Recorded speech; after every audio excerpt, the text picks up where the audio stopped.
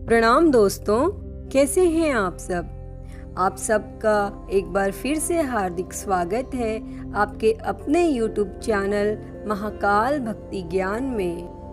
दोस्तों, प्रत्येक माह की कृष्ण चतुर्दशी को शिवरात्रि मनाई जाती है।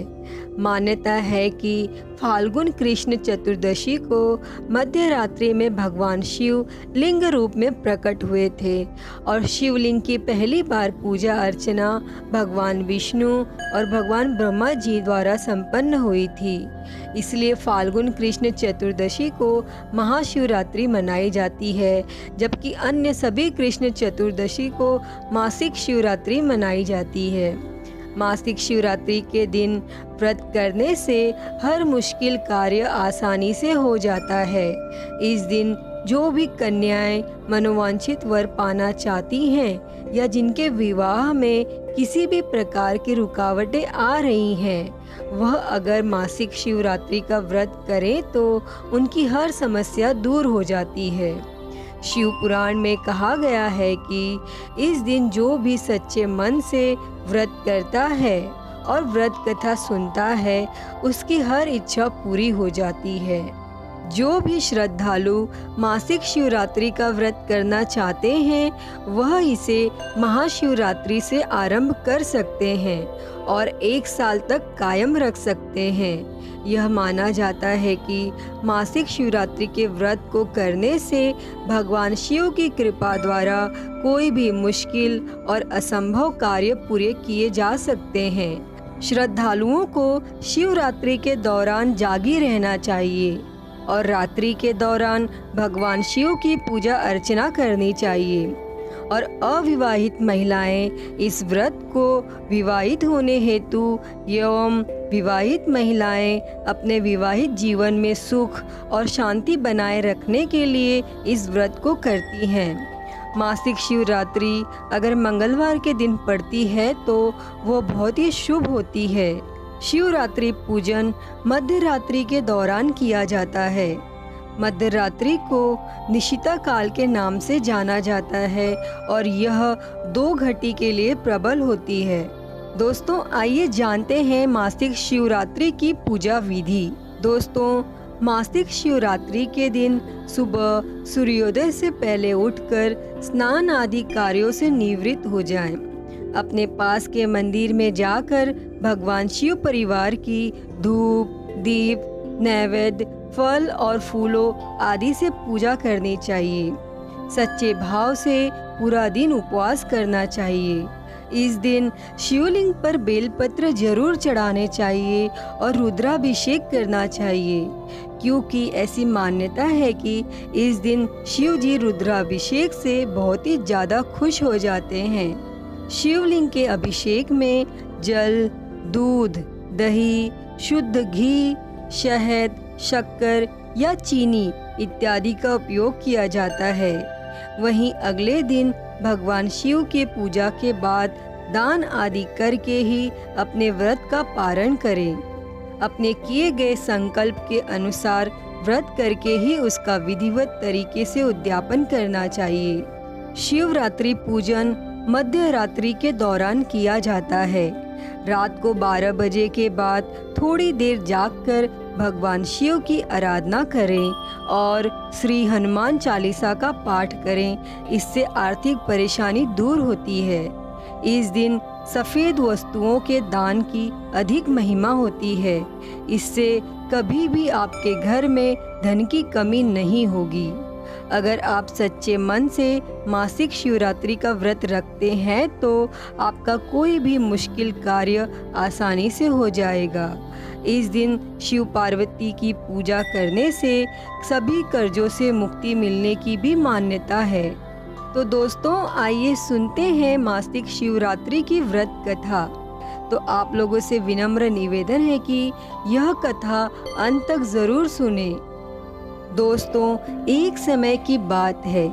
पूर्व काल में चित्रभानु नामक एक शिकारी था।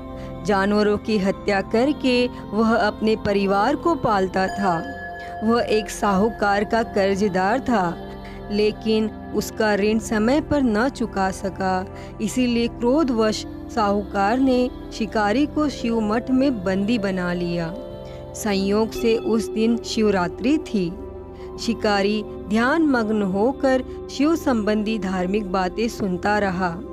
चतुर्दशी को उसने शिवरात्रि की कथा भी सुनी।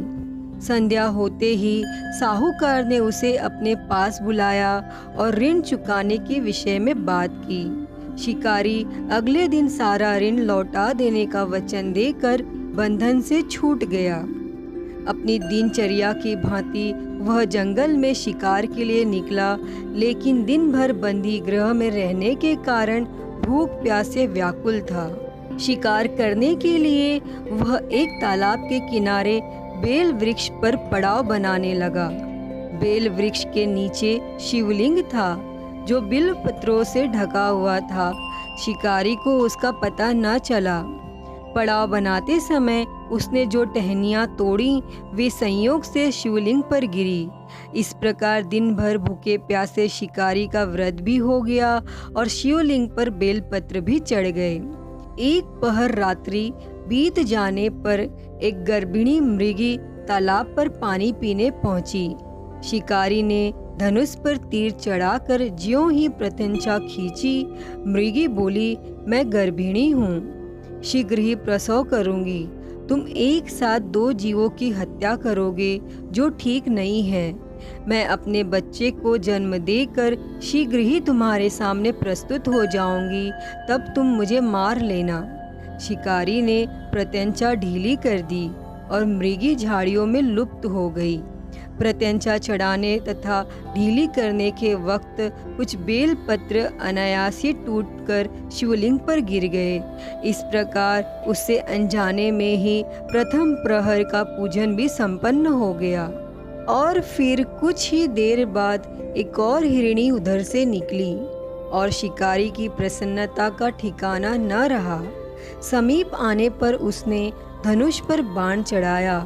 तब उसे देख हिरणी ने विनम्रता पूर्वक निवेदन किया, हे शिकारी, मैं थोड़ी देर पहले ऋतु से निवृत्त हुई हूँ, कामातुर विरहिणी हूँ, अपने प्रिय की खोज में भटक रही हूँ। मैं अपने पति से मिलकर शीघ्र ही तुम्हारे पास आ जाऊंगी। शिकारी ने उसे भी जाने दिया। 2 बार शिकार को खोकर उसका माथा ठनका। वह चिंता में पड़ गया और रात्रि का आखिरी पहर भी बीत रहा था। इस बार भी धनुष से लगकर कुछ बेलपत्र शिवलिंग पर जा गिरे तथा दूसरे प्रहर की पूजन भी संपन्न हो गई। शिकार को खोकर उसका माथा ठनका। वह चिंता में पड़ गया। रात्रि का आखिरी पहर भी बीत रहा था। तभी एक अन्य मृगी अपने बच्चों के साथ उधर से निकली। शिकारी के लिए यह स्वर्णिम अवसर था। उसने धनुष पर तीर चढ़ाने में देर न लगाई। वह तीर छोड़ने ही वाला था कि मृगी बोली, हे पारधी, मैं इन बच्चों को पिता के हवाले करके लौट आऊंगी, इस समय मुझे मत मार। शिकारी हंसा और बोला, सामने आए शिकार को छोड़ दूं, मैं ऐसा मूर्ख नहीं। इससे पहले मैं 2 बार अपना शिकार खो चुका हूँ। मेरे बच्चे भूख प्यास से तड़प रहे होंगे। तब उत्तर में मृगी ने फिर कहा, जैसे तुम्हें अपने बच्चों की ममता सता रही है, ठीक वैसे ही मुझे भी। इसीलिए सिर्फ बच्चों के नाम पर मैं थोड़ी देर के लिए जीवन दान मांग रही हूँ। हे शिकारी, मेरा विश्वास करो, मैं इन्हें इनके पिता के पास छोड़कर तुरंत लौटने की प्रतिज्ञा करती हूँ। और फिर मृगी का दीन स्वर सुनकर शिकारी को उस पर दया आ गई और उसने उस मृगी को भी जाने दिया। शिकार के अभाव में बेल वृक्ष पर बैठा शिकारी बेल पत्र तोड़ तोड़ कर नीचे फेंकता जा रहा था। पाँव फटने को हुई तो एक हष्ट पुष्ट मृग उसके रास्ते पर आया। शिकारी ने सोच लिया कि इसका शिकार तो वह अवश्य करेगा। शिकारी की तनी प्रत्यंचा देखकर मृग विनीत स्वर में बोला, हे शिकारी भाई, यदि तुमने मुझसे पूर्व आने वाली 3 मृगियों तथा छोटे छोटे बच्चों को मार डाला है, तो मुझे भी मारने में विलंब न करो, ताकि उनके वियोग में मुझे एक क्षण भी दुख न सहना पड़े।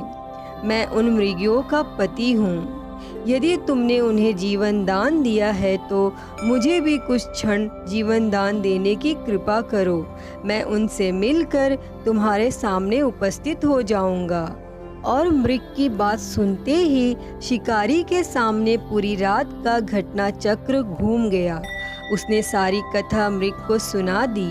तब मृग ने कहा, मेरी तीनों पत्नियां जिस प्रकार प्रतिज्ञाबद्ध होकर गई हैं, मेरी मृत्यु से अपने धर्म का पालन नहीं कर पाएंगी। अतः जैसे तुमने उन्हें विश्वास पात्र मानकर छोड़ा है, वैसे ही मुझे भी जाने दो। मैं उन सब के साथ तुम्हारे सामने शीघ्र ही उपस्थित होता हूँ। दोस्तों, उपवास, रात्रि जागरण तथा शिवलिंग पर बेलपत्र चढ़ाने से शिकारी का हिंसक हृदय निर्मल हो गया था। उसमें भगवत शक्ति का वास हो गया था। धनुष तथा बाण उसके हाथ से सहज ही छूट गए। भगवान शिव की अनुकंपा से उसका हिंसक हृदय कारुणिक भाव से भर गया।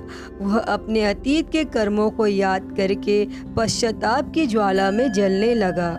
और फिर थोड़ी ही देर बाद मृग सपरिवार शिकारी के समक्ष उपस्थित हो गया, ताकि वह शिकारी उनका शिकार कर सके। किंतु जंगली पशुओं की ऐसी सत्यता, सात्विकता एवं सामूहिक प्रेम भावना देखकर शिकारी को बड़ी ग्लानि हुई। उसके नेत्रों में आंसुओं की झड़ी लग गई। उस मृग परिवार को न मार कर शिकारी ने अपने कठोर हृदय को जीव हिंसा से हटा सदा के लिए कोमल एवं दयालु बना लिया। दोस्तों, अनजाने में शिवरात्रि के व्रत का पालन करने पर भी शिकारी को मोक्ष की प्राप्ति हुई। जब मृत्यु काल में यमदूत उसके जीव को लेने आए, तो शिवगणों ने उन्हें वापस भेज दिया तथा शिकारी को शिवलोक ले गए। शिव जी की कृपा से ही अपने इस जन्म में राजा चित्रभानु अपने पिछले जन्म को याद रख पाए तथा महाशिवरात्रि के महत्व को जानकर उसका अगले जन्म में भी पालन कर पाए। दोस्तों, शिकारी की इस कथा अनुसार हमें यह संदेश मिलता है कि महादेव तो अनजाने में किए गए व्रत का भी फल दे देते हैं, पर वास्तव में महादेव शिकारी की दया भाव से प्रसन्न हुए।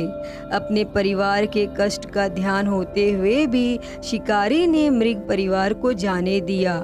यह करुणा ही वस्तुतः उस शिकारी को उन पंडित एवं पुजारियों से उत्कृष्ट बना देती है, जो कि सिर्फ रात्रि जागरण, उपवास एवं दूध, दही, बेलपत्र आदि द्वारा भगवान शिव को प्रसन्न कर लेना चाहते हैं। दोस्तों, इस कथा में सबसे महत्वपूर्ण बात यह भी है कि इस कथा में अनजाने में हुए पूजन पर विशेष बल दिया गया है। इसका अर्थ यह नहीं है कि भगवान शिव किसी भी प्रकार से किए गए पूजन को स्वीकार कर लेते हैं अथवा भोलेनाथ जाने या अनजाने में हुए पूजन में भेद नहीं कर सकते हैं। दोस्तों, वास्तव में वह शिकारी शिव पूजन नहीं कर रहा था। इसका अर्थ यह भी हुआ कि वह किसी तरह के किसी फल की कामना भी नहीं कर रहा था। उसने मृग परिवार को समय एवं जीवन दान दिया, जो कि शिव पूजन के समान ही है। भगवान शिव का अर्थ ही कल्याण होता है। उन निरीह प्राणियों का कल्याण करने के कारण ही शिकारी शिव तत्व को जान पाया तथा उसका शिव से साक्षात्कार हुआ। और हाँ दोस्तों, परोपकार करने के लिए महाशिवरात्रि का दिवस होना भी आवश्यक नहीं है। पुराण में 4 प्रकार के शिवरात्रि पूजन का वर्णन है। मासिक शिवरात्रि, प्रथम आदि शिवरात्रि तथा महाशिवरात्रि। और पुराण में वर्णित अंतिम शिवरात्रि है नित्य शिवरात्रि। वस्तुतः प्रत्येक रात्रि ही शिवरात्रि है। अगर हम उन परम कल्याणकारी आशुतोष भगवान में स्वयं को लीन कर दें तथा कल्याण मार्ग का अनुसरण करें तो वही शिवरात्रि का सच्चा व्रत है। हे भोलेनाथ, जैसी कृपा आपने उस शिकारी पर की, वैसी ही कृपा इस कथा को कहते, सुनते और हुंकारा भरते पर करना।